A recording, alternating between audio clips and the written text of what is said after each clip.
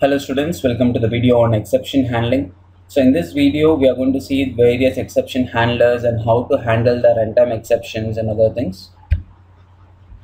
So to start with, what is an exception? An exception, we already know that is a runtime error. When a program executes, we'll get some errors which are known as an exception.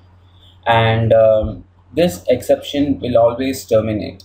An exception, if it occurs, it always terminate because of some reasons. But in MySQL, we have some certain methodologies in order to continue the execution of the program instead of terminating. MySQL provides an easy way to define handlers such as exceptions. So MySQL provides some very convenient way in order to handle your exceptions. And here we have a syntax in order to handle an exception. For every exception, we need an exception handler. So the syntax for that is declare action handler for conditional values and statements.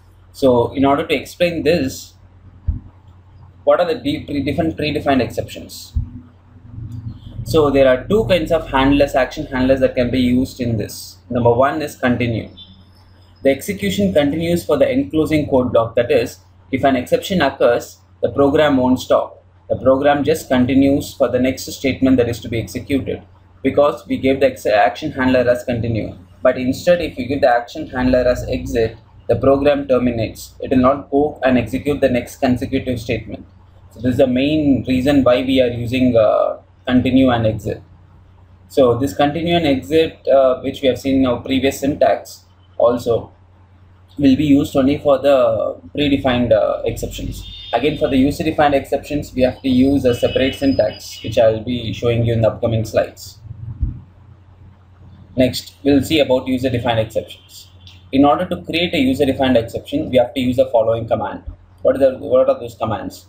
Number one, signal SQL state. That is a command which you have to use, and it is used to mention which kind of exception is there, and we have to provide a number, and this number is a user-defined number. We can provide any number, but it is a very good practice to provide a number above 45,000.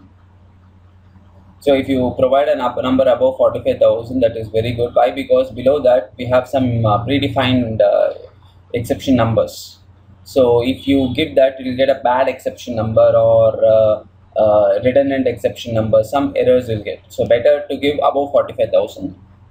And the second command is message underscore text. Here underscore is missing here. You have to provide an underscore over here. Message underscore text. It is used to provide message to be displayed. So message underscore text will display the message. What message has to be displayed when an exception is raised. So we'll see a example. Welcome to the practical explanation of exceptions. So in this video, I'm going to just type up create a procedure. So first I'll create a procedure, and before that I have to specify the delimiter double dollar. So after giving delimiter, I'm going to create a procedure. Create procedure myproc3 some name, and then I'm going to give the in parameter, which is of emp id belongs to integer type, and again in emp name, which also belongs to varchar data type, and then in parameter, which is emp sal, which belongs to float data type, float 4,2 5,2. So I created a procedure over here. After creating a procedure, I'm going to begin. Now I'm going to declare my exception handler. Declare, first I'm giving continue and handler keyword. So this action handler over here, continue handler, is the first action handler in the syntax. For, just see the syntax, will automatically understand. Next I gave some conditional statements, conditional values. So here the conditional value is SQL exception without any space. So this is a predefined exception. Whatever exception arises, this will execute, and select. Within the single quotes, I'm giving the error message. Imagine error occurred. some error message I'm giving, and be careful to give within the single quotes because sometimes double quotes may issue some errors. So after that I'm giving a semicolon. Next line inside this I'm going to give insert into, I'm going to insert into the table employee which we have created earlier. So I'm going to use the same table, insert into employee. Within the parenthesis I'm going to give the column names which I've created in the table. There is a EID, ename, and salary. And then I'm going to provide values. In these values I'm going to provide these variables which I've created here. So I'm going to provide emp id, emp name, emp sal. So I've given all the insert commands over here.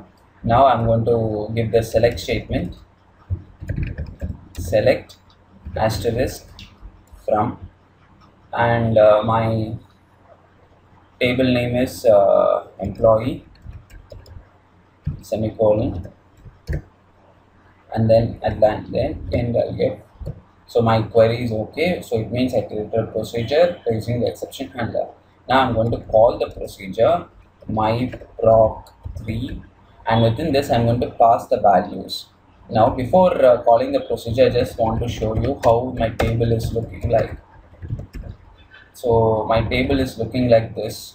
So this is how my table is looking like. It contains 3 records, 1000, 1001 and 1004, and which contain the salary, so and so. Now if you see here, 1004 you have already over here. So what I'm going to do is I'm going to call myproc, call the procedure myproc3. Now I'm going to insert one new record, 1005, imagine David, and salary like 400. Now when I press enter, see David is inserted without any problem. So there is no problem in inserting David. Why? Because there is no error, because 1005 is some unique number.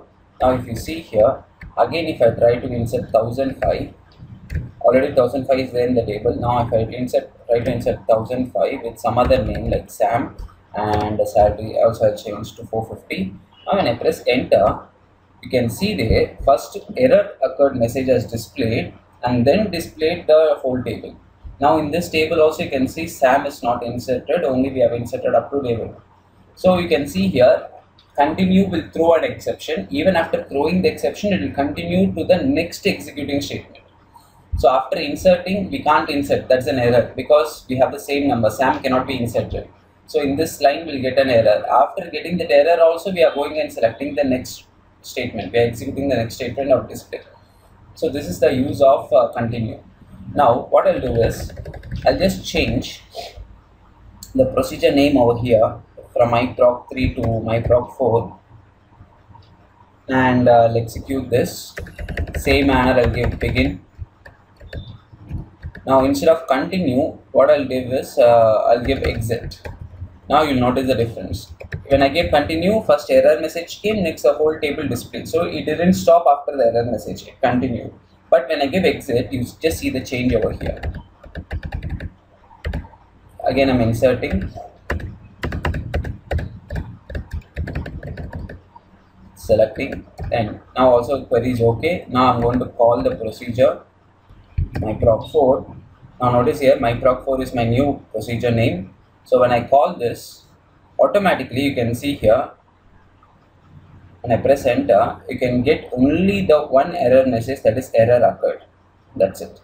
You won't get any other table, because after issuing an error, it comes out, it exits. It doesn't go and execute the further statement.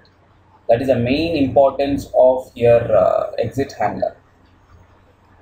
Now we'll see about the user-defined exceptions. So in this program, I'm going to create a trigger. So before that, I'll just create a delimiter, $. Now I'm going to create a trigger, create trigger. My trigger name, imagine I'm giving it as my try. You can give anything, whatever you want. Next, I'm going to give before insert. So before insert, I want to execute the trigger. on the table name, the same table name employee. On this particular table name, I want to create a trigger, provide on for each row. So for each and every row it has to execute. Next I'm beginning. After beginning, I'm giving if in the parenthesis new keyword has to be used if you are going for an insert trigger, which we have seen in the slides in the previous video. So new dot salary is less than 100. Then if my new salary, whatever the salary which I'm inserting, if it is less than 100, then what to do? So I have to execute error. So I have to issue an exception. So signal SQL state, which you have seen in the slides, and after that give a space. Within the single quotes, give some values. For example, I'm giving 46,000. It's your choice, whatever you want you can give. And after that, set message underscore text equals, here I'm passing the value like salary must be greater than rupees 100 something. So here I'm passing the value salary must be greater than rupees 100, and after that just I'm giving end if and then end. Now my query is okay. Now from this, what did we understand is I'm creating a trigger, and this trigger has to execute before inserting the records in the table, and it happens for every row. This trigger will be initiated for each and every row, and after that I'm beginning. In if condition, what I'm checking is if whatever the new salary I'm entering, if it is less than 100, then issue an runtime exception stating that SQL state for that number I gave. This number is your choice. I already said in the slides, it's better to give above 45,000, so I give 46,000.